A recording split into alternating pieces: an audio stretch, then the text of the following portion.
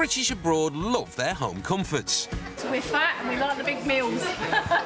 And what warm reminder of the UK do lots of Brits crave after turning into a lobster in 30-degree heat and a few cebollas? A spicy curry, of course.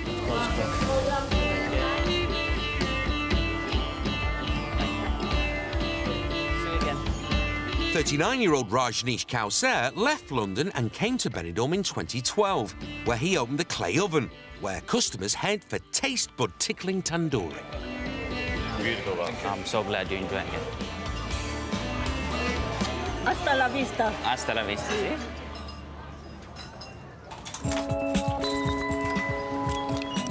Really proud of this place. I had really good experiences here. The only thing missing here in this restaurant is space. The clay oven has been such a success that Raj has decided to expand, but he doesn't have far to travel to get to his new site. It's just 50 metres down the street. Come on, I'll show you what we're doing around. Raj is swapping his Baltis for bolognese and his poppadoms for penne, because his new venture will be an Italian restaurant. It looks like a construction site, but I hope within the next 10 days you'll be in a restaurant. It's a very different cuisine to curry, but Raj thinks he's a pasta master. I opened my first restaurant business in 2004, and that was Italian. If your product is right, I think you can't go wrong in Benidorm because it's such a big market here. On paper, it was as easy as uno, due, tre. But Raj hadn't factored in the vagaries of the Spanish building trade. It's peak season and it's still a building site. Raj is under real financial pressure. I'd already started paying the rents here. Every day I'm losing money. We're already in the middle of the summer. Once the summer is gone, it's gone. Then we enter next year. So every day is really important. Every time I think, oh, next time I'll prepare better myself. But this is what happens every time. At the end, you start getting panic. You want to do everything quick as you can, and things start getting mixed up. Raj wants to open in a fortnight, but that's going to be a tough deadline.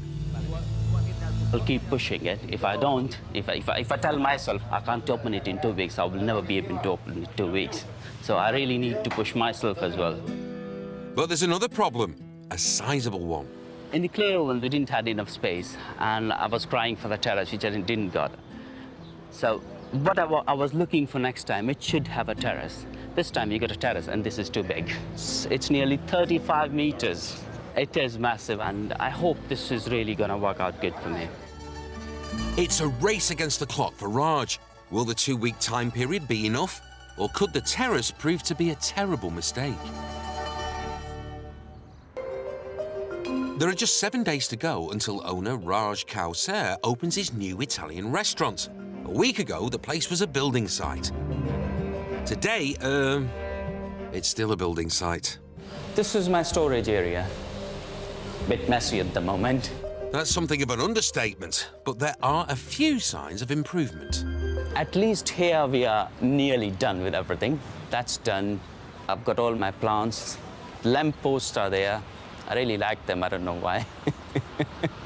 I didn't want it to have this wall really blank and boring. I think that gives the idea of pastas in Italians. I hope it will make some appetite. Raj definitely has a glass half full outlook on life. I've already got my beer connected. We are done with the menus, so it's pretty much there.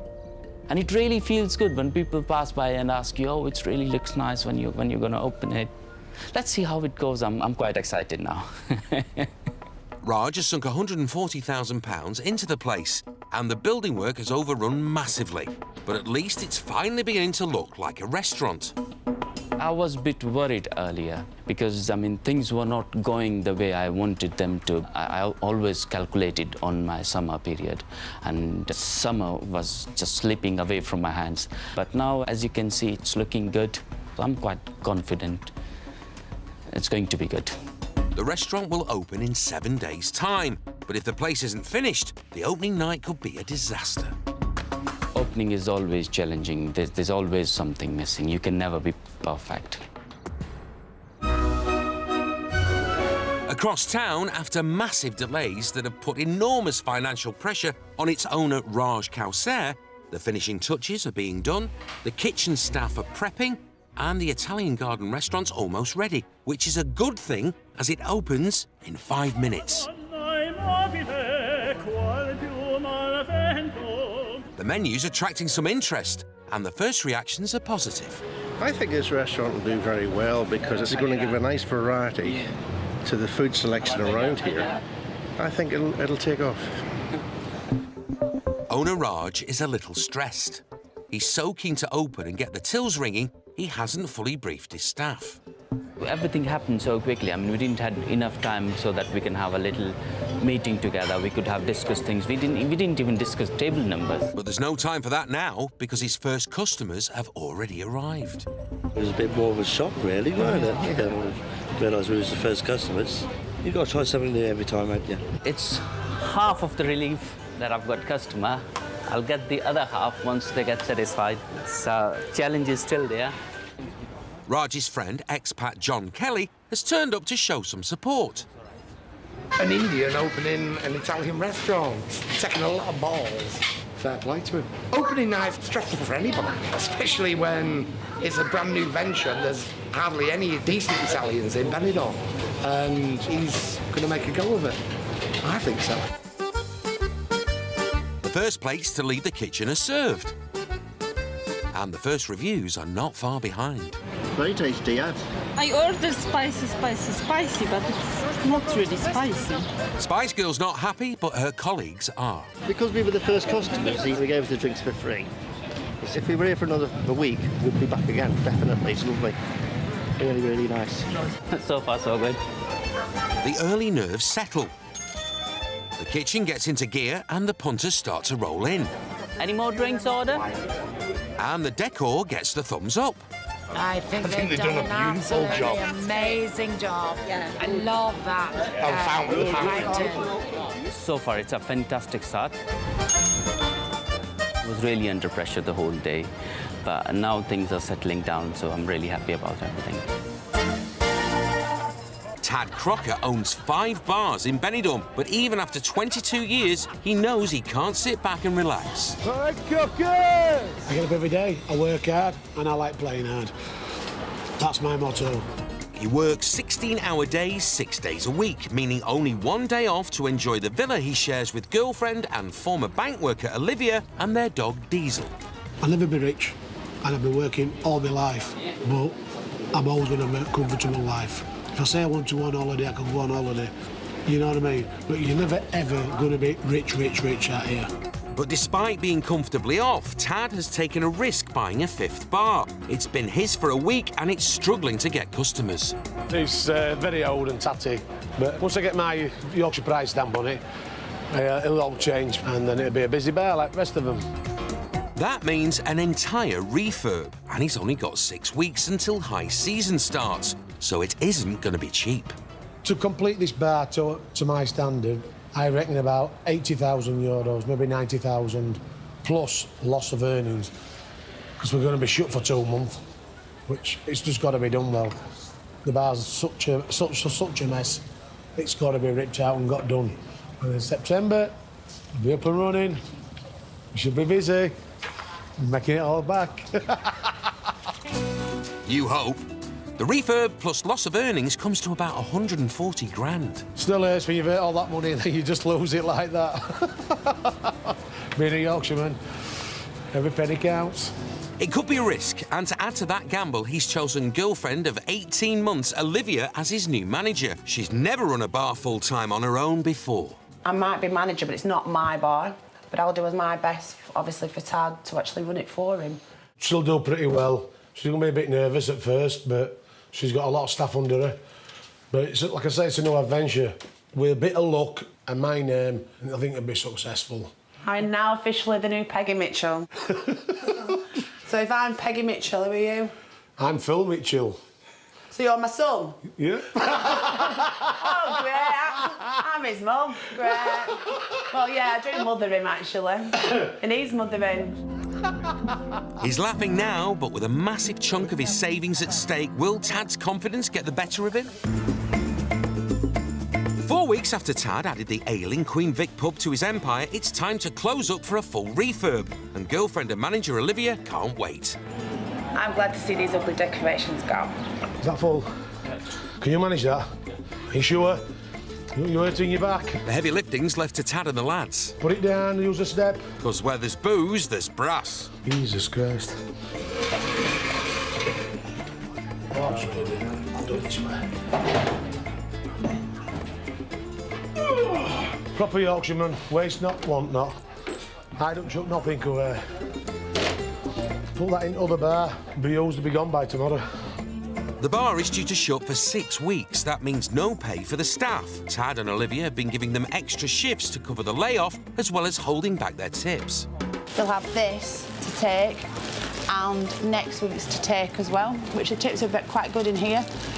So it'll be equivalent, possibly, maybe a week's worth. So at least this way, if they've got anything to pay, they'll have the wages and whatever they've saved, plus a little bonus, which will be like the tips. It's brilliant because not a lot of employees would do that. Not a lot of people would do that for you. They just expect you to get onto it, get on with it, and I know if I need anything, I can always come to Tad and Olivia for their help. Hopefully, we'll see them all back here in 6 weeks. I don't get tips, mate. It's disgusting. Keep them employed and everything, and they just don't get no tips at all. It's a hard life, Tad, and it's going to get a lot harder. He can only afford to shut for 6 weeks to turn the Queen Vic around, and for once, he seems a little worried. We'll see how it goes. It's going to cost me a lot of money, and then I've just got to hope it works. 4 weeks after Tad closed the underperforming Queen Vic for a refurb, his worries have materialised. There's a major problem. Because we've had this put here, that's why they've closed us down. The local council have ordered Tad to stop the building work immediately. His lack of Spanish means he's not read the new rules and regulations. In August, we were well on course for opening up. Then the police came, told us we're not allowed to work in August because it's Spanish national holidays, all August. So we got closed down. Then we started work again in September. Then the police came and said, we can't do no more work now because we need an architect now to draw some plans. So now we stood again. It's like waiting for Christmas over here. They've already got one speed and that's very slow. We're in their country, we've got to go by their rules. The unexpected delay is exactly what he didn't want, and it's costing him 10 grand a week. It's a nightmare for everyone. Well, with this being closed, obviously the staff are losing money because they're not working, but I must be losing maybe 2,000 a day. But I've got to get this bar open. People rely on me for work. I've told them beginning of September, obviously, as we speak now, we're still closed. So they're out of work. I'm feeling sorry for them. And it's all down to government, but once we get the go-ahead, we'll be working in here 14, 18 hours a day till we get it open. But until then, the Queen Vic is closed. It needs to open in 2 weeks to make money in high season, but that's looking unlikely.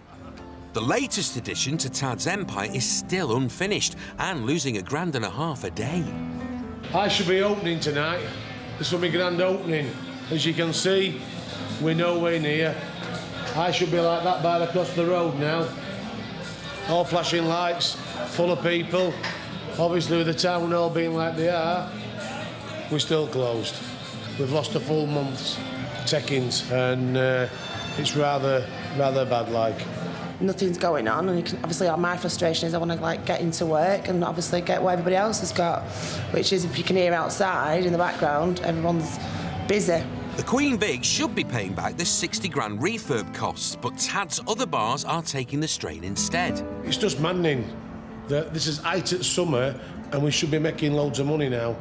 And as you can see, we ain't even got any power on. It's just crazy. They're losing taxes and we can't employ nobody. Just for silly little things. In the battle between Yorkshire and Spain, Spain is winning. It looks like Tad's big gamble hasn't paid off.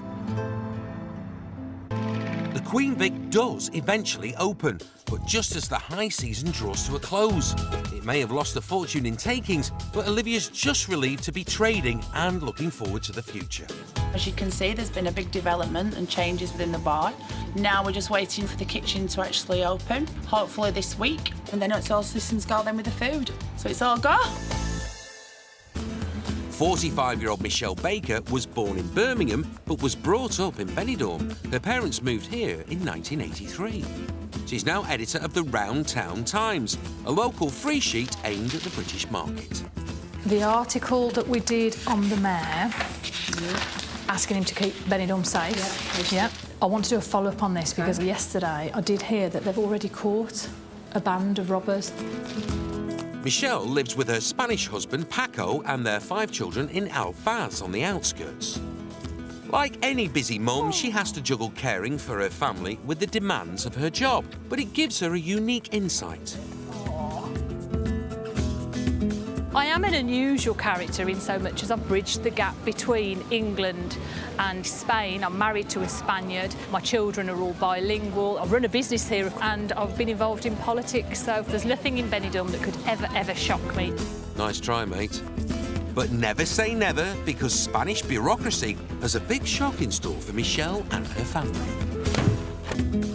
Benidorm's 10 campsites are full of Brits living the dream on a bargain budget. 4 years ago, mum of 5, Michelle Baker, decided there was room for one more, so she opened a new site. Orange Grove is our campsite, my husband and mine. It's our 6th child, we call it. It's our baby because we, created the idea in our head together. It took 3 years to open, a lot of work. So when we eventually got it open on the 1st of April 2012, it was a massive relief. And following a quiet summer, because the campsites are quieter here in summer than they are in winter, we were delighted that it started filling up.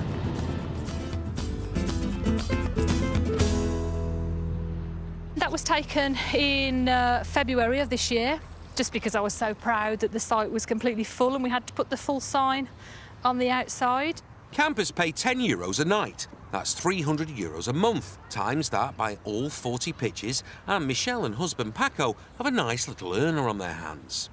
We've got a little bar area if people do want to buy a beer. We're surrounded by lanes where people have nice walks in the morning or go for a run. And if you want a bit more life, you're just 2 miles down the road to the coast. But there's a major problem. 4 months ago, at the height of peak season, the town council ordered the family to close the site down. They allege it's 1 square metre too small to get a campsite licence. Bureaucracy in Spain, it's an absolute minefield because everywhere you go, they tell you something different. There's just nobody with common sense that can see not only how beneficial this is to my family, to my income, but for the economy. We're not doing anything illegal, we're just trying to earn an honest living, and anyone who knows here knows how hard that is. While the site is shut, Michelle's losing thousands of euros every single month. I couldn't consider doing what a lot of people do, which is jumping on a plane and going home to England, because I haven't lived in England since 1983. The next few months are critical, as Michelle will have to take on the bureaucrats in battle to reopen her site. Another glorious day of sun and fun in Benidorm. But working mum of 5, Michelle Baker isn't feeling it. Her campsite was recently closed down by the council. But Michelle's not taking it lying down. She's ready for a battle. I sent a very aggravated email the other day to the consulate. She's got lawyers on the case. So this is just, a whole dossier of communication. And she's challenging the council's findings. The land has been remeasured to prove that it is big enough for a licence, and she's just had some fantastic news. This is the latest one from our lawyer, which has requested to the county council that they reinstate our provisional licence based on the fact that the campsite was closed for reasons that weren't correct. We proved they weren't correct. But the gates are still firmly shut. But nobody in the town hall now wants to sign off that piece of paper, which is incredibly frustrating that a business that works so well for us and was such a good provider for our family was then taken from us. It's a bitter blow for Michelle, so the battle has to go on. I'm prepared to try anything, you know, just to get someone to listen.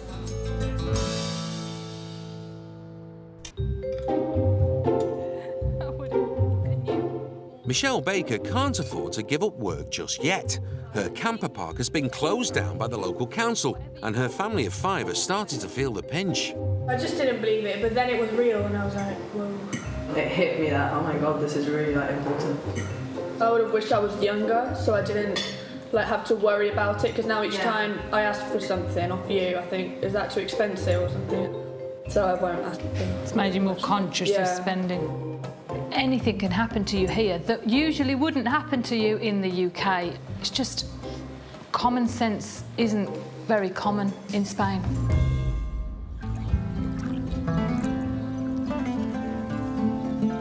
Many British expats have come a cropper dealing with the Spanish system. Michelle is better placed than many to understand it, and now she's all tied up in red tape. We should be in the middle of our busy season and the site is completely empty, as are our coffers. No money coming in. The official reason it was closed was that it fell under the qualifying size for a campsite by 1 square metre. Now Michelle's had it officially remeasured, and there's good news and bad. The good news that in this wodge of papers is the letter that we got back from the land register agreeing that our land was big enough to run this activity. And the bad news? The frustrating part is, locally, they won't let us reopen, so we've appealed and said, listen, we've proved the land is big enough. Why won't you let us reopen? But, you know, this is Spain, the frustration of mañana, mañana, mañana. And then it's August and everything's closed because it's summer, and then it's a fiesta and everything's closed. But it's par for the course.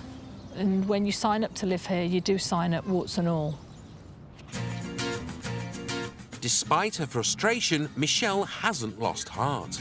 I'm incredibly hopeful for the future. I've got to be. I've got 5 children to support. This has got to have a happy ending. This will reopen. Somebody, somewhere, will see common sense and say, you had a business that brought people in from outside of Spain to spend their hard-earned cash in our local economy. Yep. And that person, once they get it, is going to say, open your darn door.